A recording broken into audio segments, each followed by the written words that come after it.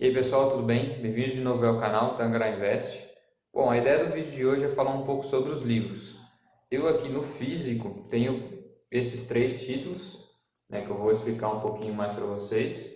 E digital eu tenho alguns outros que eu acabei lendo. Teve até alguns que eu acabei emprestando de alguns amigos para conseguir ler. Bom, basicamente, o primeiro livro que eu li sobre finanças foi esse, né, o clássico Pai Rico, Pai Pobre, do Robert Kiyosaki, né?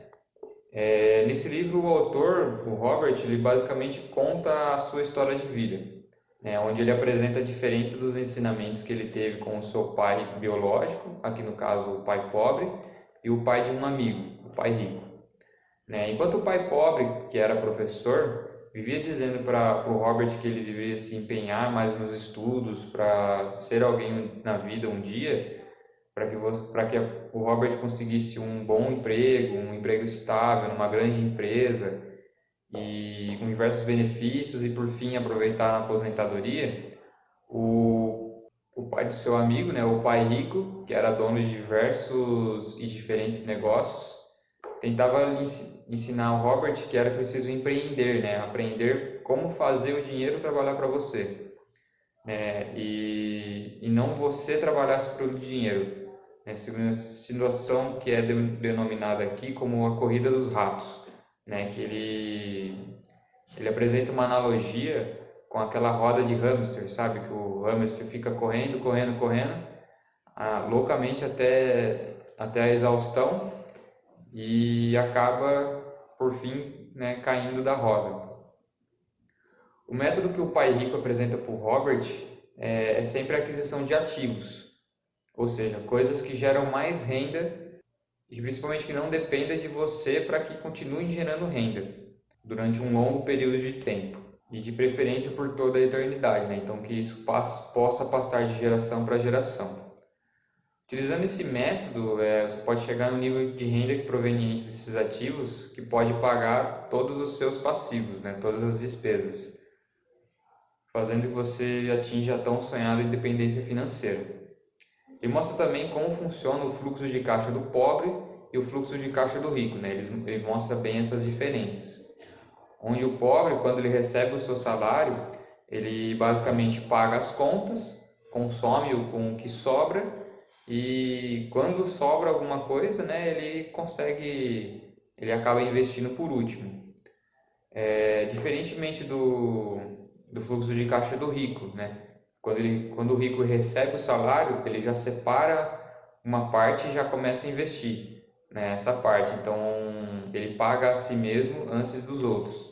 Então, de vez ele começar a pagar as contas de consumo, né, começar a consumir, comprar roupa, carro, moto e etc., o rico ele pega esse dinheiro, investe em alguma coisa e sobrevive com o resto, né? Aí com o resto que sobrar ele começa a pagar as contas e consumir de fato.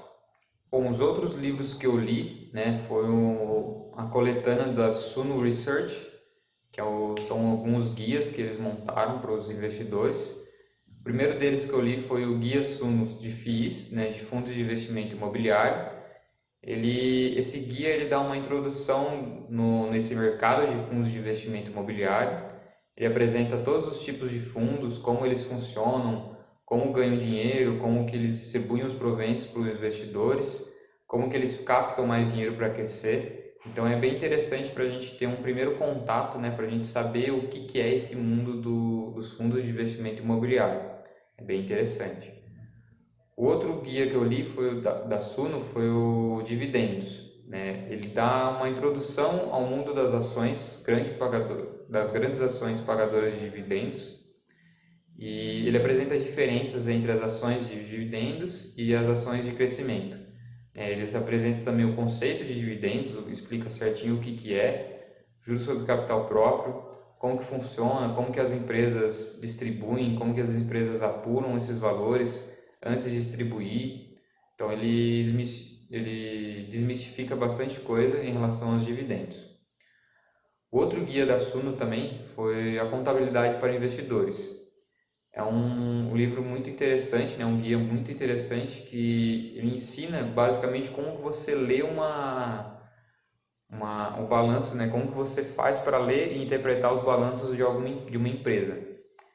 Então ele apresenta o que são os balanços, né? O que é uma demonstração de resultado do exercício, o que é um fluxo de caixa, o que é um balanço patrimonial, como saber se a empresa está endividada, se ela está gerando caixa, se ela está distribuindo dividendos, se ela está reinvestindo, né, o capital nas suas próprias atividades. Então é um guia bastante interessante para ter esse primeiro contato, né, para você ter algum norte para começar a analisar algumas empresas. Um outro guia da Suno também que eu achei muito legal é o 101 perguntas e respostas para investidores iniciantes. Nesse guia, ele com o Thiago Reis, ele contempla 101 perguntas que os investidores iniciantes fazem, né? Então, geralmente é tipo um Frequent Asked Questions, né? O FAQ. O legal desse guia é que ele divide as perguntas por capítulos. Então, você tem vários capítulos, né? Como, por exemplo, primeiro passos, o mercado de capitais, formação e acompanhamento da carteira, fundos de investimento imobiliário, ações, small caps, ativos internacionais, outras modalidades de investimentos, entre outros. Então é um guia bastante completo, com muitas perguntas e respostas que possivelmente são algumas perguntas que a gente faz, né, no início, como que a gente analisa, como que a gente começa uma carteira. Então é bem interessante essa leitura também. Um outro livro que eu gostei muito, que eu li, foi O Homem Mais Rico da Babilônia. Ele é uma série de contos, né, onde retrata a vida de um homem considerado o mais rico da cidade de Babilônia. A cidade da Babilônia foi a cidade de uma região da Mesopotâmia, né, nas margens do rio Eufrates, e era considerada a cidade mais rica e próspera do seu tempo. O personagem principal, ele busca conselhos com esse homem mais rico da cidade, e dessa forma retrata como esse homem fazia o dinheiro trabalhar para ele, né? Como que ele gerava riqueza. Basicamente, uma das passagens do livro assim, que ficou muito marcado para mim é uma analogia com moedas, né? Na época eles usavam moedas de ouro, prata, para fazer transações. E um dos conselhos que esse homem mais rico da Babilônia dá para o personagem principal é que a cada 10 moedas que você ganhar, guarde duas. E aí ele até brinca, né? Em pouco tempo você vai ouvir seu bornel tilintar, né? Ou seja, o barulho das moedas, né? O seu bornel vai ficando cada vez mais cheio. Quando isso acontecer, quando o seu bornel estiver cheio, né? Ou seja, quando você tiver uma boa quantia de dinheiro, né? Nesse caso aqui, moedas, você coloca essas moedas para trabalhar para gerar mais moedas. Então você investe em algum. Aqui no exemplo, né, ele dá o exemplo de investir em joias, né, em pedras preciosas. Ele até uma passagem engraçada que o personagem principal, quando ele consegue ter um pouquinho mais de dinheiro, né, ele consegue juntar algumas moedas, ele vai para se eu não me engano, um timoreiro, um cara um dono de um barco, e investe com ele em pedras preciosas. Aí o personagem, né, o homem mais rico da Babilônia, vira para esse personagem principal e fala se ele buscaria conselhos sobre dinheiro com alguém que diferente dele, né, diferente do homem mais rico. E o personagem principal percebe, né, o erro que ele teve investindo esse dinheiro nas pedras preciosas com um timoreiro. Ele deveria ter procurado alguém especializado em pedras preciosas, né, para que, caso ocorra alguma perda de dinheiro, seja mínimo possível. No final, ele acaba perdendo as moedas e etc. Leiam esse livro que é muito legal também. Um próximo livro que eu li, que eu gostei bastante, é Como Fazer Amigos e Influenciar Pessoas. Esse livro ele apresenta dicas e sugestões para que se crie um grande network, né, que te dê experiências, contatos, a fim que você possa conseguir, né, atingir seus objetivos. Ele ensina como que você consegue tratar com as pessoas, como que você faz com que elas gostem de você, como que você faz com que elas pensem da mesma forma, né, que você, ou seja, você convencer, né, digamos assim, a pessoa para o seu lado. Ele também ensina como que você se torna um líder sem que você precise forçar a barra para isso, né? Ou seja, sem que você precise impor alguma autoridade, né? As pessoas, elas vão te reconhecer como um líder por suas ações, do jeito que você trata elas. Esse livro também ele é dividido em 4 partes, né? A primeira parte apresentar as técnicas fundamentais para tratar com as pessoas. A parte 2 são 6 maneiras de fazer as pessoas gostarem de você. A parte 3, como conquistar as pessoas para o seu modo de pensar. E a parte 4, seja um líder, né? Como modificar as pessoas sem as ofender ou provocar ressentimentos. Então é um livro bastante interessante, né? Que se realmente aplicado no seu dia a dia, você consegue perceber que o jeito que você conversa, o jeito que as pessoas te abordam depois disso é diferente. Então você pode fazer o teste, né? É interessante até isso, você fazendo experiências. Por exemplo, você chega para uma pessoa ou algum conhecido seu e começa uma conversa diferente, aplicando alguns conceitos. Depois você chega para uma outra pessoa e não aplica esses conceitos, né? Continua fazendo o que você já fazia normalmente. E aí você consegue perceber algumas diferenças depois no futuro. É bem interessante como que você consegue mudar o jeito das pessoas. Um outro livro que eu gostei bastante de ler foi Os Segredos da Mente Milionária. Nesse livro, o Napoleon Hill conta, né, como que foi, né, o desenrolar da história de uma missão que ele recebeu do Daniel Carnegie. Napoleon Hill, na época, ele estava desempregado e procurou o Carnegie para ver se o Carnegie fornecia um emprego para ele, né? Se o Carnegie aceitava o Napoleon Hill como um dos seus empregados.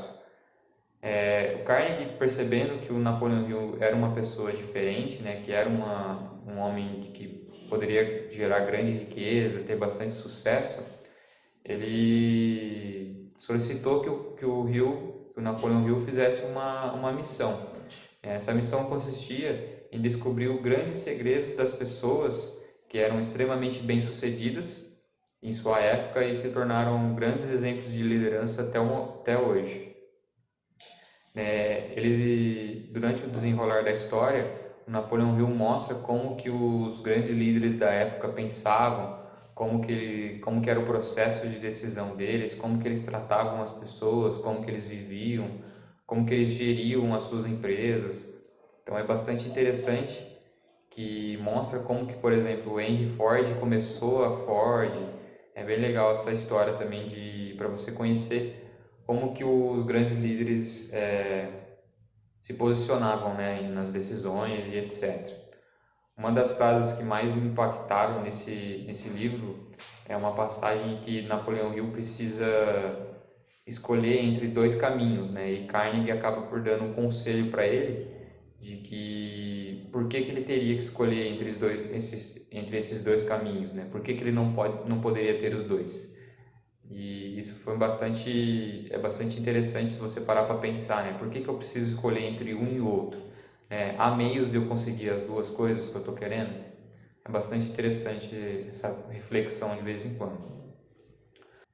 Um outro livro que eu li também, até com um título um tanto quanto polêmico, né, é O Mais Esperto que o Diabo. Aqui a figura do diabo, ele retrata o medo, né?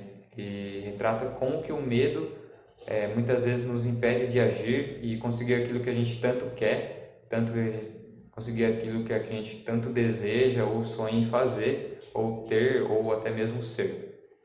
Essa história ela é contada pelo autor, que retrata uma entrevista com o diabo, né? Ele conta aqui que ele entrevistou diretamente a figura do diabo.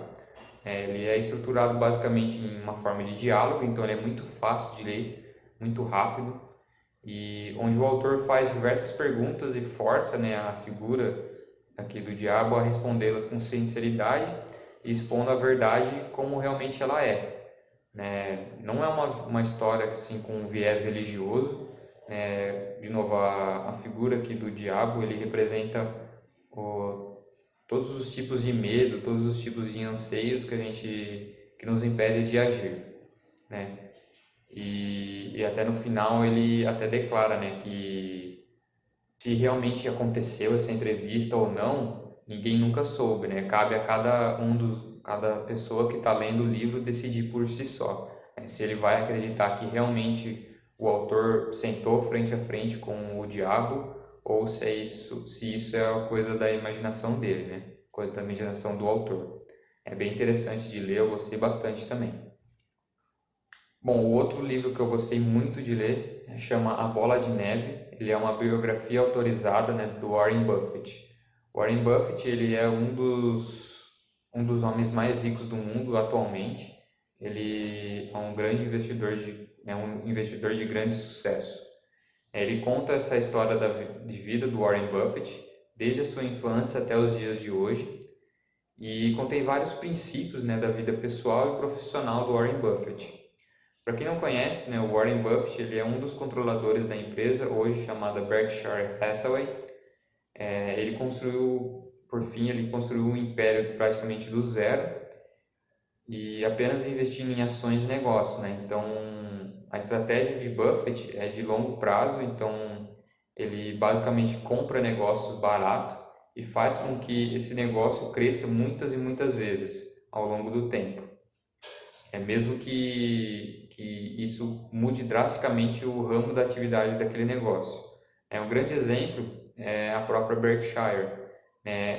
A Berkshire antigamente era uma empresa que produzia forro para ternos nos Estados Unidos. Então, depois que o Buffett adquiriu a empresa por um valor muito baixo, a mesma empresa começou a apresentar vários prejuízos, né? Prejuízo atrás de prejuízo. A partir daí, o Buffett decide mudar o ramo de negócio da empresa. Ele, através de uma sociedade com o Charlie Munger, eles transformam a empresa que produzia forro para ternos em uma grande holding, né, que hoje é a Berkshire Hathaway, que contém participações em muitos e muitos negócios, de diferentes negócios, tanto nos Estados Unidos quanto ao redor do mundo.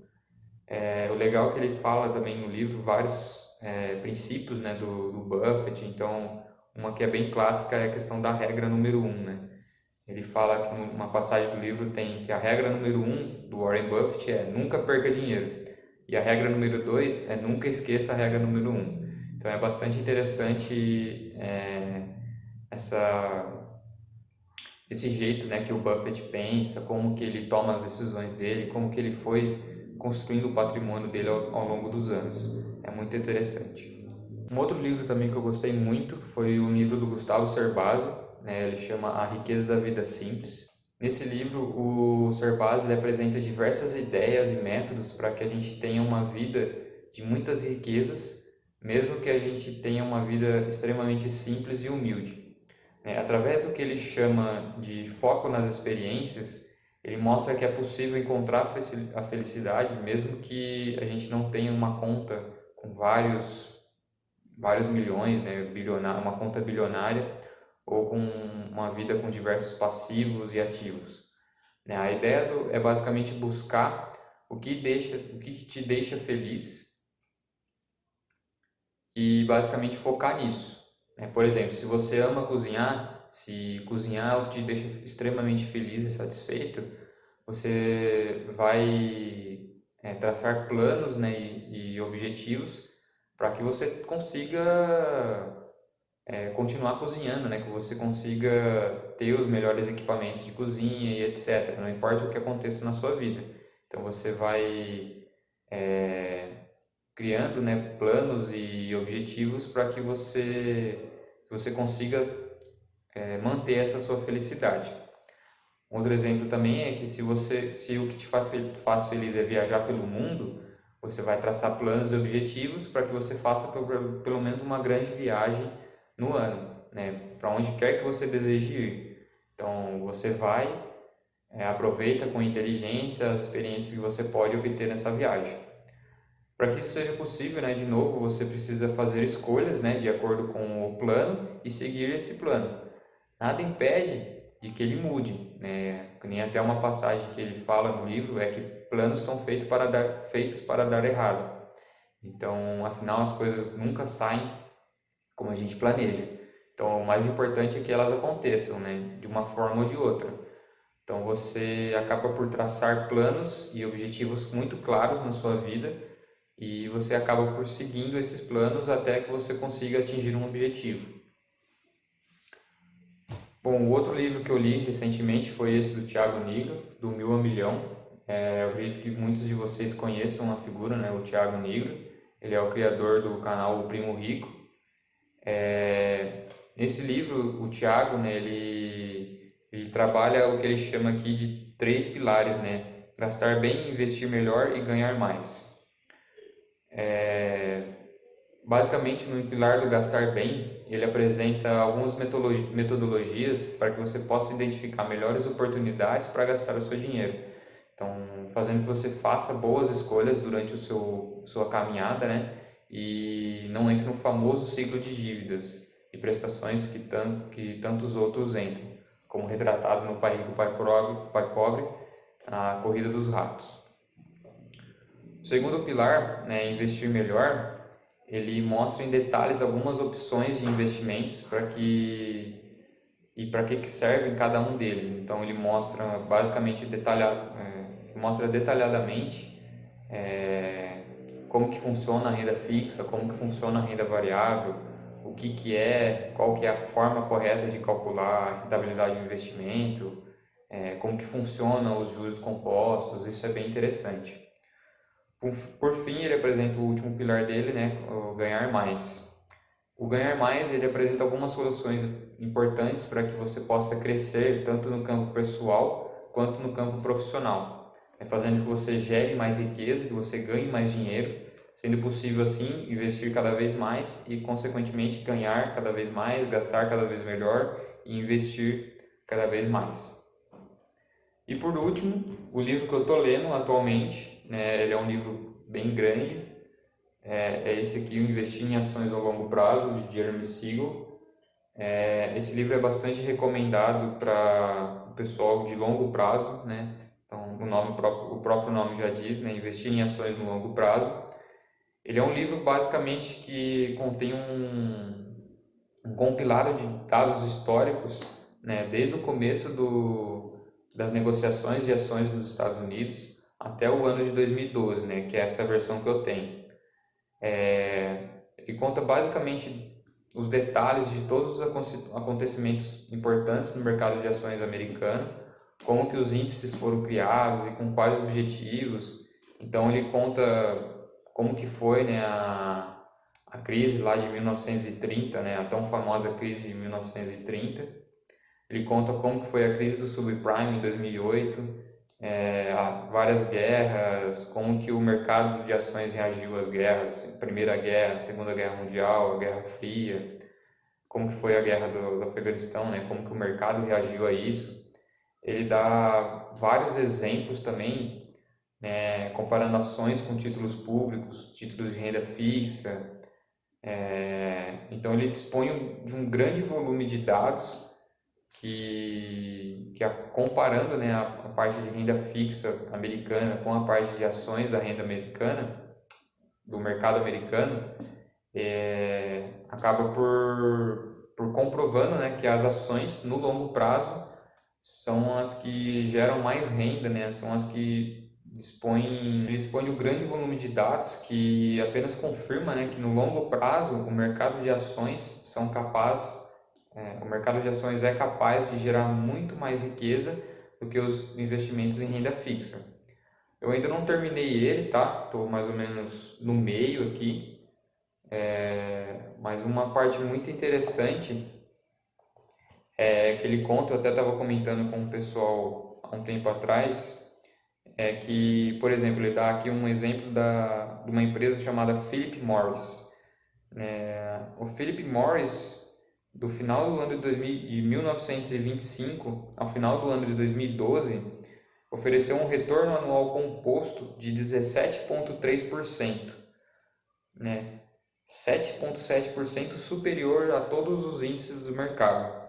Então ele até brinca aqui, né, que se sua avó tivesse comprado 40 ações ao custo de $1.000 em 1925 e optado pelo plano de reinvestimento de dividendos da empresa, né, se você fosse reinvestir os dividendos que você recebesse na própria ação da empresa, essas ações hoje valeriam US$ 1 bilhão.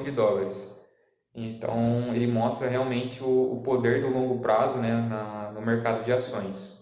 Quando eu terminar ele, eu vou fazer um resumo mais detalhado para vocês. Mas é um livro que eu estou gostando bastante. Ele tem vários gráficos, várias tabelas, até um dos gráficos mais famosos desse livro é esse aqui. Não sei se dá para ver direito aí, mas ele é um gráfico muito famoso, né, que ele pega os dados de 1802 até 2012.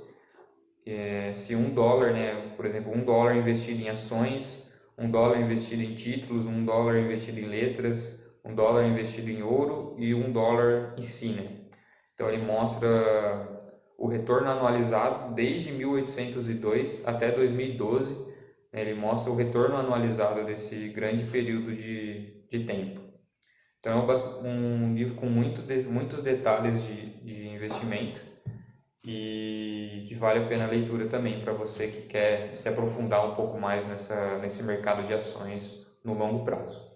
Pessoal, estava editando aqui os vídeos, eu esqueci de falar de um livro, o Seja Foda, do Caio Carneiro. Ele basicamente coloca 5 pilares, né, para a gente trabalhar. E o título também, por mais que pareça, como eu posso assim dizer, polêmico, né? Ele tem um significado, né? A palavra foda, na verdade, quer dizer feliz, otimista, determinado e abundante. E os 5 pilares que ele apresenta no livro, o Caio Carneiro apresenta, é positividade, senso de direção, foco, compromisso e controle emocional. Então, se a gente trabalhar esses 5 pilares, ele fala aí no livro que a gente pode ter sucesso em qualquer coisa que a gente for fazer. Um bom livro também, recomendo a leitura. Bom, pessoal, os livros que eu tô lendo, né, que eu já li foram esses. Tem vários outros que eu ainda quero ler, que eu ainda quero adquirir. Eu gosto bastante de livro físico, né, por mais que às vezes não compense você comprar um livro físico, por conta do mercado, né, de que tem hoje livro digital da Amazon e outras plataformas. Eu gosto bastante do livro físico por você ter um maior contato, né, com a leitura, né? Eu gosto bastante dessa parte do livro físico. Eu pretendo adquirir vários livros no decorrer, né, dos anos, e relendo, né, esses títulos que eu já li. Por exemplo, um título que eu quero reler é Os Segredos da Mente Milionária, Mais Esperto que o Diabo e Como Fazer Amigos e Influenciar Pessoas. Esses 3 livros eu quero reler, então mais para frente eu quero comprar esses livros físicos, porque hoje eu só tenho eles digital. Então acaba por você sempre relendo, né? A ideia de ter esses livros físicos é você sempre poder pegar ele de novo e reler, ver as anotações que você fez, fazer algum resumo à parte. Isso é bastante interessante. Eu estou gostando bastante dessa metodologia. Bom, pelo vídeo de hoje acho que é isso. Se vocês gostaram do vídeo, do conteúdo, se vocês acham que isso faz sentido, deixem aí nos comentários o que vocês acharam. Não deixem de deixar o like, compartilhar com quem vocês acham que tem interesse, se inscrever no canal e até o próximo vídeo. Valeu, um abraço.